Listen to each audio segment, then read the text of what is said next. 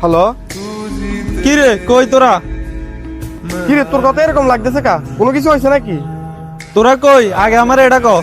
আর আমরা তো আছি আপনার বাড়ির সামনে, এই জায়গার মধ্যে আড্ডা দিতেছি। আচ্ছা তোর এই জায়গায় খারা, আমি আইতেছি। একটা বলার মাইতাম যাই। পোলাফাইন মারতে দেবি এটা তো বুঝলাম না, তোর লোক আবার কার কি হয়েছে? তোরা যেমন দেখছি মারামারিতে দূরে থাকতে, তোর লগে কি এমন হয়েছে পোলাপান মারতে যাবি? বুঝলাম না। আমার গার্লফ্রেন্ডের লগে ওই ফলা কথা কয়, তারও মারতে যাবো। কোন ফোলা তোর গার্লফ্রেন্ডের লগে কথা কয় তুই তারে মারতে যাইবি? তোর মাথায় কি কোনো সমস্যা আছে? আচ্ছা তুই আমার গার্লফ্রেন্ডের নাম্বারটা লো।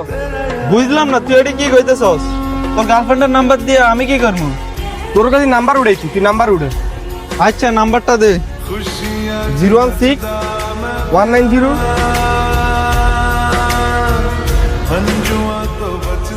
হ্যাঁ নাম্বার উড়াইছি, কি করতাম এবার? কল দে। এ বেটা কল কাটি দিছে। আবারও কল দে।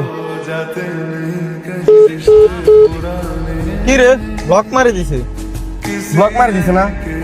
এইটাই তোর গার্লফ্রেন্ডে যদি চাইতো তাহলে ঠিকই ফোন আর ব্লক মারতে চাইতো। একাতে কোনো সময় তালি ভাবে না। শুন তোর একটা কথা কই, একাতে কোনো সময় তালি বাজে না। ফলা যে শুনতে তোর গার্লফ্রেন্ডের কল দেয়, তোর গার্লফ্রেন্ডের কথা না কইলেই তো পারে। তার আপন মানুষ যদি আমগুলোকে বেইমানি করে, অন্যের দোষ দিতে হয় না, তার দোষই দিতে হয়।